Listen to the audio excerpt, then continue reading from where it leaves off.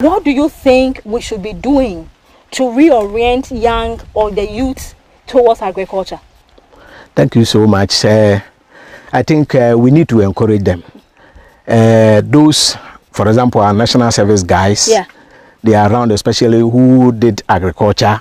We need to encourage them. And you know, they always cry of capital. Capital, to me, is no problem. You do according to your ability. Your strength. Yes, so it's a matter of planning and planning well. For example, if I'm producing 200 acres, you are a national service guy or a youth, and you want to enter into, is it wise to intend, I want to produce 200 acres? No, according to what you have, according to your resources. But if you sit down, plan and plan very well, time yourself. So if you set a smart goal, at the end of the day, what you want to achieve, you can do it. So the purpose for growing this type of cassava is purposely for gari and fufu and many other things. And it's about 200 acres of cassava farm.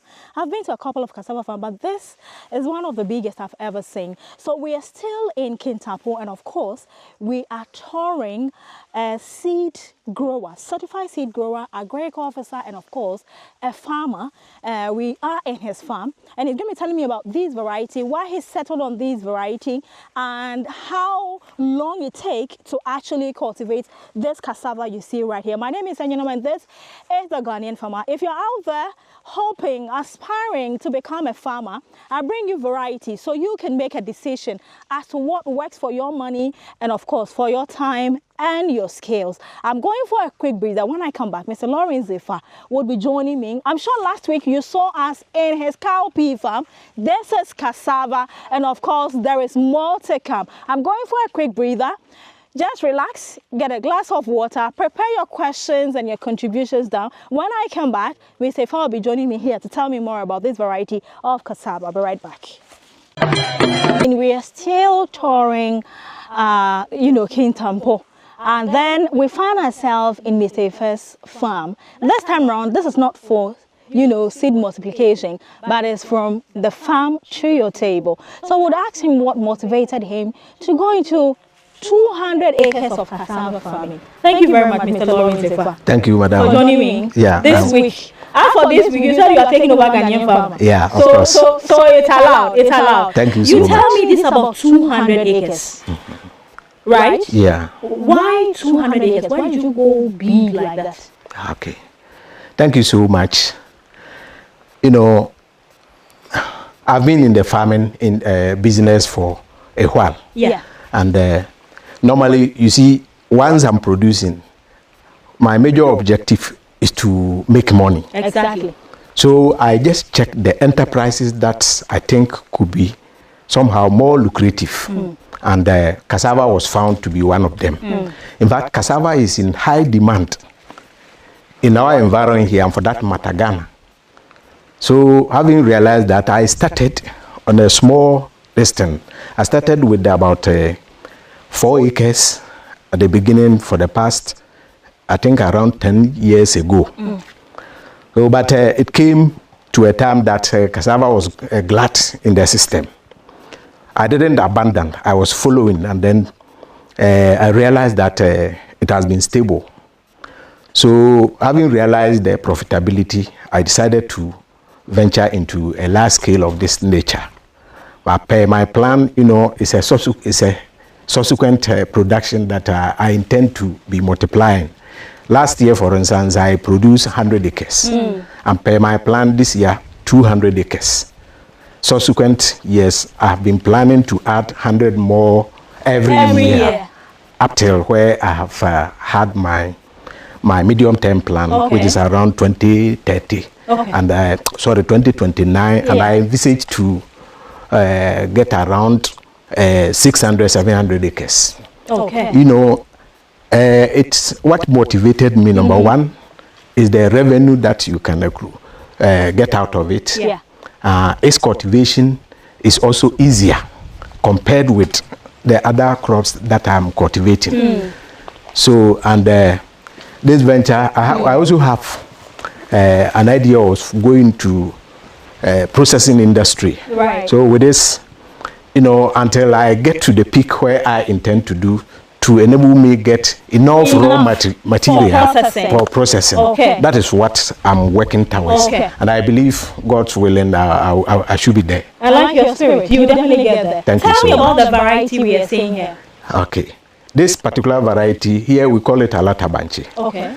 Let me start with, we have improved varieties that, of late I was multiplying it. We have Banchi Hema. Okay. And then I also produce Sika Banchi. And then Ampong. Okay. I was multiplying the seeds in small bits, and people were patronizing. But the farmers, especially the processors, the Gary processors, predominantly people process Gary here. And I realized that is what they want. The customer needed this type of variety. Okay. Reasons being, the other varieties I was multiplying, I had to abandon them because I have to satisfy the customer. They need the type of tuber that is less fibrous.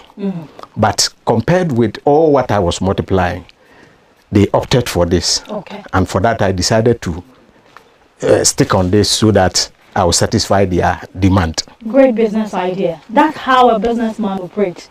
You look for what the consumer wants, what your off-takers want, and then you produce to meet the market demand. Great business idea. Thank you so much. What kind of land is good for growing this kind of variety of cassava? Sure. Under normal circumstances, well-drained soil with good aggregate of, loamy, sandy, whatever. Cassava equally doesn't require any waterlogged area. So if you check the land, it looks slopey. Yeah. Not flat land, slopey land. If it's not too steep, it is also, they are all good lands to cultivate cassava. Okay. So in a nutshell, I would say you have to avoid waterlogged area. Otherwise, every field, every land or soil can be used for cassava cultivation. Okay. Yes. All right. How long does this mature? This one take to mature? This variety. Yes. 1 year you should be able to harvest. 1 year. Yes. Okay. But me, I have decided not to harvest in 1 year. Why? It's for Gary. Yes. And the moment you allow 1 year, you allow 2-3 months, then the tuber expands. So you have a small unit area and you realize you are care load. It is not economical to harvest at 1 year. Exactly. Although it's, 1 year. yes. Okay. Yes. So after the 12 months, yes, I should still give it how many months? Maybe 2-3 months. 2-3 months. Yes. Then I can go ahead and harvest the entire thing. Yeah. Okay, so it means that those who are harvesting at exactly 12 months will not get it as bulky as they're expecting. Of Is that course, correct? of course. Okay. You are very correct. Okay. But it also depends on the type of variety. Right. They have some early maturing varieties that one will tell you maybe 9 months. Yeah. There's this. That one too is there. Okay. But as far as this is concerned, Yes. 12 months to me, Yes. although you can use it to do anything that you want to do, but for economic purposes, Okay. for good returns, Yeah. you have to allow the tuber to expand. Okay. So a unit area Yeah. can give you a care truck, which is smaller than maybe harvesting at exactly 1 year. Okay, that's fine. That's fine. Where do you get the planting material from? Where did you get this one from, actually? This one, I sourced it from a friend some time ago. Right. And where I took it, that was the very material they were producing. Okay. And they are all Gary processes as we talk. Okay. And that is their desire. That is what they want. All right. How many pieces, the stem, how many will I need to do just 1 acre? 1 acre. If you cut, you will need about 4,000 pieces. Cassava is planted in between, it's one meter by 1 meter. Okay. That is the average spacing. Okay. So, per unit, an area is 4,000 meters square. So by that calculation, you need 4,000 plants. 4,000 plants. Sticks. Stems. Yes, stems. So plant 1 acre. Yeah. So you with have a length to multiply. of, average of about 20 centimeters. Okay. You cut like that and plant. Okay. And how much is that sold? The pieces I need to fill my Yes. 1 acre, how much is it sold? It's between 400, 500 Ghana cedis. We will package for you. Yes. 400 cedis. Yes. Hey, it's cheap. Oh. It's cheap. It's true, but right. yeah. Okay. Sometimes you have to be considerate so that others will also take advantage. What time of the year is best for cultivating cassava? Yeah, anytime, any moment the rain sets in. When you see that the rain is stable. Right. For example, normally I do start mine from latter part of April if we experience rainfall. Okay. Then April, May, June. Sometimes I extend to July. In the actual fact, every season, every month, if you have rains, you can plant cassava. The only disadvantage is when you are getting to the minor season, for example, this time I am planting, but the yield expected for the late planting, you can't compare with the early one. Okay. That is the only difference. Otherwise, it thrives well in all the months that you experience rain. You get moisture to, plant. Okay. Yeah. All right. So I've seen that you've planted in lines. Yes. Why? Why didn't you plant it randomly? Why should it be in lines? It should be in lines so that weed management and every management aspect of the farm will be easier. Right. For example, if you want to control weeds, yes, you can go by that. I feel that one too in lines. They are in ridges. Okay. And in the actual fact, we use the tractor to do the ridging. Okay. So that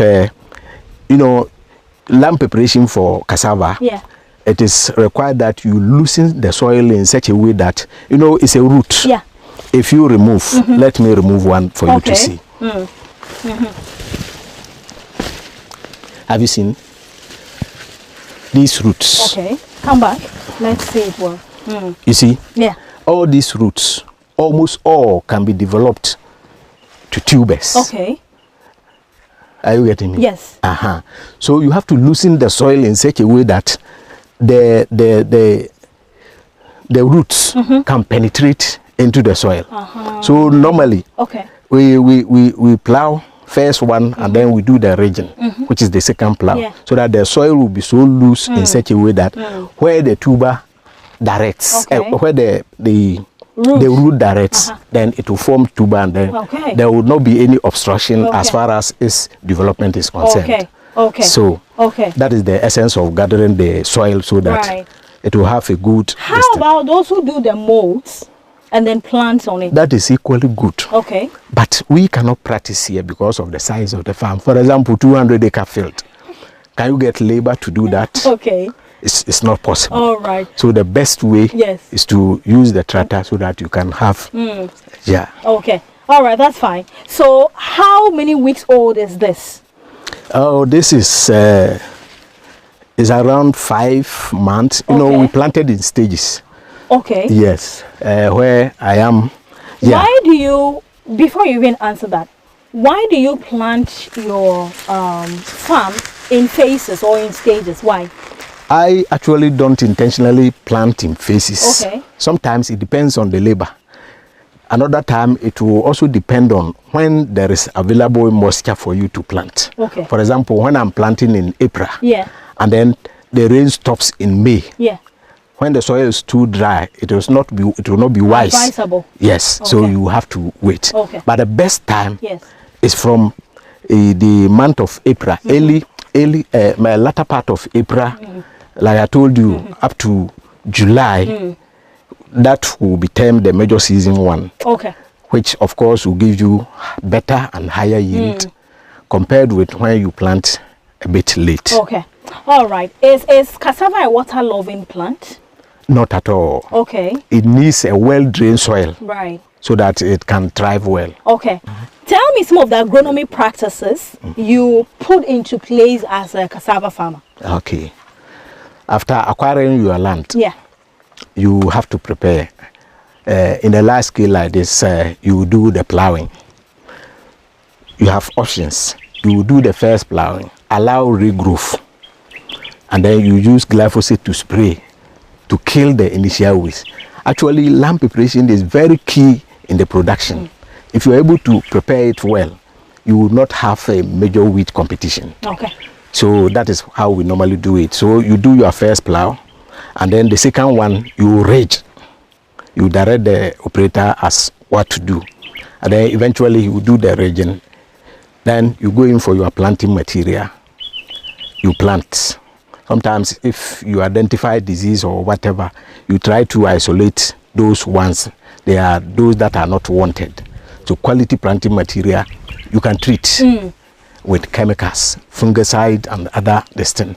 You can, depending on the nature of the thing. So you do that, you plant. So after planting, you also have some selective weedicides. Okay. Before the plant emerges, we have pre-emergence weedicide that we can use. So immediately after planting, without sprouting, you go in with that. Okay. And then you spray so that the weed seeds will be suppressed.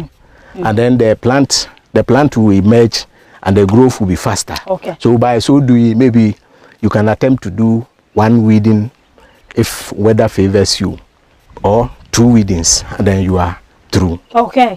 All right. So do you give it any fertilizer, or it's purely an organic thing you're doing? Yeah, here we don't apply fertilizer here. Okay. No.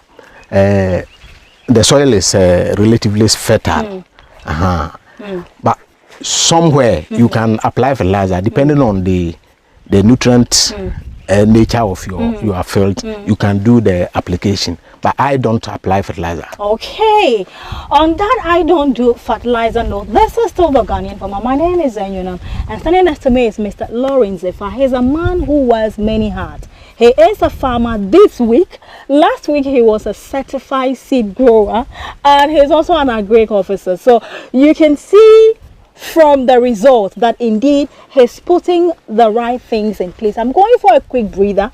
When I come back, we'll continue about how you can also achieve this great result. I'll be right back. Stay tuned. And this week I'm still with Mr. Lawrence Zefa, but today he's speaking in the shoes of a farmer. Okay, so Mr. Zefa, I wanted to know, if you harvest this, please pick up the yes, after the 12 month plus the additional 3 months, okay? When you harvest this, have you taken time to count how many tubers you would get from one plant? Yes. How many, roughly? On the average. You can get about 13 tubers. 13? Yes, sometimes you can count up to 17 tubers. Oh, wow. Yes. But it also depends on where, we are under shade. Yes. So this is not a factor, but when you go to the general distance, you can realize it. Okay. It is possible. All right. Yeah. I know, how many times do you harvest cassava? How many times do you harvest cassava? Cassava? Once. Once? Yes. After harvesting, there's an abundance of stems. Yes. Or plants. Yeah. What becomes of it? A lot of people come in to buy. You sell to other farmers? I sell to other people. Okay. You still have enough to sell to other farmers? Yes, I have, of course. Do you do delivery to other part of the region, or just those who are in the 3 enclave the Bruno region? Oh no, we go beyond it. Okay. Even this year, Eastern region, we're able to send some. Okay. An institution contracted us, and we had to send some to Central region. We send, so we go beyond the 3 Bono regions. Okay. All right. There are a lot of other people who are talking about starch and other things. Why did you settle on a variety that is purposely for fufu and gari? That is why I always say you have to satisfy the demand of the customer or your consumer. Predominantly, we have gari processing industries here. Okay. Market is available. Right. Proximity to it is also there. Yeah. So why do I worry myself as far as this is concerned to produce industrial cassava, which I have to travel all the way from here to a far distant area to go and sell? Okay. I don't see the excuse me to say, the need in it. So that's why I've opted for this, because there is good market for it. And the demand is very high. Okay. Sure. All right. Now let's talk about the leaves of the plant. Yeah. When you harvest, yes, you sell some of the stems to other farmers. Yeah. But what becomes of the leaves? Yeah, for now, yes. They die off and then it's incorporated into the soil. Okay. But it's of good use. A lot of people also come to pick the fresh ones. Okay. They go and use it to prepare soup and other this thing. So that one too we can use it for. But for now, because of the bulk nature, we are now thinking of what we can do with this. Once it can be used to feed animals and other things, that is another step that we want to move. Have you taken time to find out the gari processes? When they peel the cassava, Yes. what becomes of the peel? The peel, some throw them away. It depends on where the person is located. You know, when you go to some places, other animal livestock farmers, they come in to buy. Okay. So to go and feed their livestock. to go and feed their livestock, Okay. and the remaining ones perhaps they throw some away. Some also are able to do it, and then they are able to, process it to get some mushroom. Okay. Yes, so it's of high benefit. Right. And besides, when it's dumped there for some time, it turns manure. Okay. So others can pick them, send them to their, fields. Okay. And then it will also improve their soil fertility. How many staff strength do you have? Currently, I have 20. Permanent 20 or permanent. casual? 20 permanent. 20 permanent. Yes. Okay. For in terms of casual, Yeah. it depends. But when the season is at its peak, it is between 40, 50 casuals a day. And this process will go through, like I told you, not here alone. I do seed farm, and so averagely, to be about 50 people in my farm for over maybe 6 months of production. Okay. That is how we do it. But for the permanent, we have the 20 who are there. Okay. Now, farmers are complaining a lot about shortage in labor. Okay. As a commercial farmer, how do you navigate your way around filling in the gap of looking for workers and all that? And do you also hire some of the workers from the neighboring African countries who come to work? Or how do you go about your work and stuff or looking for laborers? Yeah. A lot of people come from, especially from the north. Okay. And almost everywhere around the eastern. So sometimes some come, when they go back, probably during Christmas, they also go and inform their colleagues availability of job around, and then they come in there. So that is the way that we are able to acquire the workers. Staff. Yes. Okay. Is cassava farming very expensive? To some extent, I would say not really comparatively. Like the seed I'm doing, you can't compare the cost with the cassava. This is a bit minimal. For example, if you want to go into cassava production, let's estimate 1 acre. Okay. You need around 3,000, 3,500. You can produce an acre of cassava. Does that include the land? Yes, if I say land rent, it includes it. It includes it. But if it's a new land or virgin land that you have to clear, then the clearance cost will have to be inculcated. But when you clear is once, so that will tell you your initial cost if you acquire a new land and you want to prepare. Because of the land clearing, your initial cost will hover around 1,400, making about 5,000 per acre. But after you have done that, it's just like whatever you want to do, you look for the fixed asset. So when you are able to prepare land of that nature, subsequent years, you will not clear the land again. Okay. Good. So the initial cost, if you are starting and you want to clear land by bulldozing and doing all sort of distant land preparation, that will require a higher capital of about 5,000 Ghana cedis. Okay. But subsequent ones, or if you go to rent a land that is free land like this, that will tell you maybe 3,000 can do per acre. And then, so you check, and then according to your ability, you go into it. Do the buyers come to the farm to buy the cassava, or you have your trucks, you harvest, you load it, and then you send it straight to their end? How does it work between you and your buyers? Both. I have my own truck, and the farmers processors who also want to buy, if they have their own means, we will ask them to come. They come and harvest, and then we take our money and they go. Besides, I have my own truck that I use. So if anybody needs, he can equal call. Then we will arrange, you pay for the transport, we harvest for you, and then we take our money. Okay. When you harvested last year, the 100 acres, how many trucks did you move away? Is it tons or whatever? Yes, I have not finished yet. Okay. I've harvested where I am. I've been able to harvest about 120 something trucks. Okay. But still remaining. So far. My expectation is by the time I finish harvesting, I should be able to reach not less than 200. That tells you the care loads, 2 care loads per acre is an average yield. Averagely, how much is one truck? For now, gross wise is around 12,000 Ghana cedis. Hey. But you have some recurrent expenses that you have to incur. If I don't tell me any currency, I'm going to stay on your farm. You know, from the look of things, I have to stay with Mr. Fa.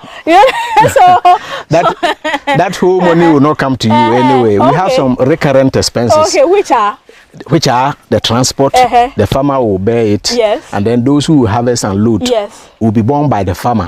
So by the time you finish, out of this, maybe 3,000 might have gone out of what you are realizing. That is just one track. Give and take, cassava is really profitable. Yeah, of course. Young people are not turning their mindset to the agriculture space, and that is why we still have unemployed graduate association in our country.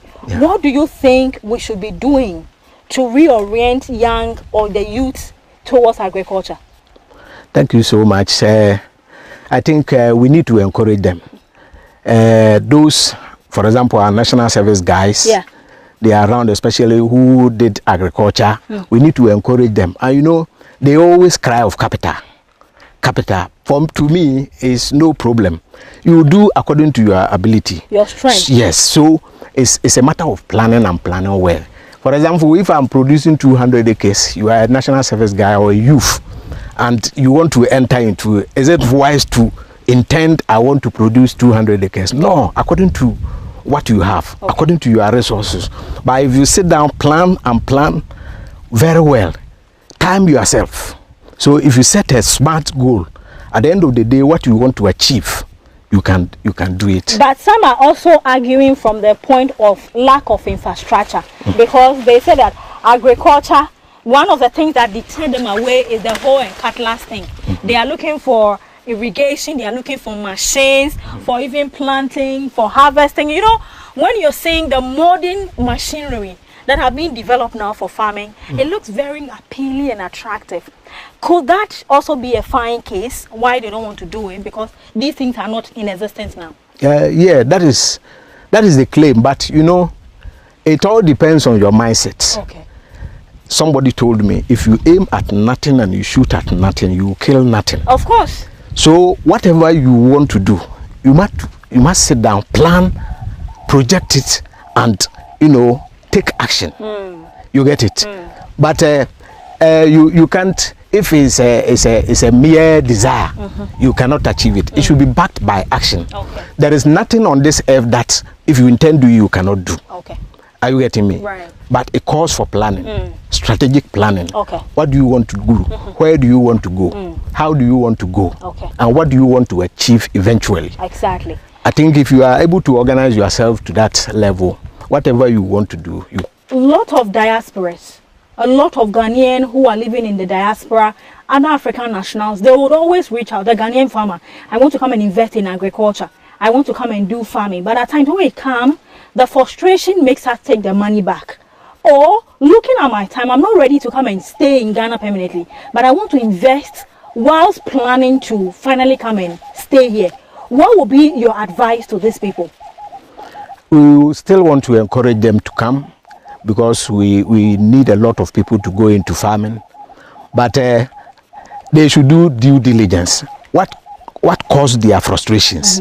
They should think about it. Probably the way they want to, for example, acquire land, maybe could not be legitimate, that can frustrate them. Right. But we have reliable institutions, we have reliable organizations and individuals who, if they so wish, they can pass through them, acquire land without litigation, and then they go through their processes to own the lands. They can come, then that one will be safe and it will be comfortable. Okay. A typical example is I have a collaboration with the Agricultural Land Life Development, Land Life and Development Consorts. They also deal in farmlands, large scale of farmlands. Even if you need 10,000 acres beyond, they can get for you. Okay. It's a matter of getting the right people to get their process done. Okay. So, as someone who has been in this space for a long time, would you say that agriculture is the future to eradicate unemployment and also to create wealth? Yes, of course. Because when you say eradicate poverty, exactly, it's a fact. The communication we are having here, the conversation we are having here, you can deduce from it that if you enter into it, you can earn a lot of income. You see, the average Ghanaian, especially average Ghanaian youth, they all want to look for water-colored job. Yeah. That is white-collar job. Yes, white-colored job. Yes. That myth should be broken, because there are other avenues, all monies, whatever you do to create, if it is genuine, why not? But they want to be in their ties at all times and then expect the best. No. There is dignity in labor. Thank you very much. There is dignity in labor. His name is Lawrence Efa. He is a certified seed dealer, a farmer, and an agric officer. He is the CEO of Farms and Trading Enterprise. Thank you very much. All the way in Kintampo. My name is Millionaire, and this has been the Gangi from another insightful conversation. And this time around, it's focusing on cassava farming. And he says, you know what? If you want to get, your truck to get full, moment you start harvesting, after the 1 year, of course, if this is variety you want, after the 1 year, that's the 12th month, take a break, give it another extra 2 or 3 months, and then you come to the field and start harvesting. If all protocol goes well, tell you what, you're going to be the next millionaire in agriculture. Thank you very much for watching. How can we call you again? Your number? Yeah, my number is 055 421 4350. And you can locate me at Kintampo. Okay. Attachment 2, you can locate me. Right. Thank you so much. Thank you very much for having us in your farm. Thank you know what? There is more to come from his farm. Okay? So stay tuned. I'll see you next week. Bye-bye.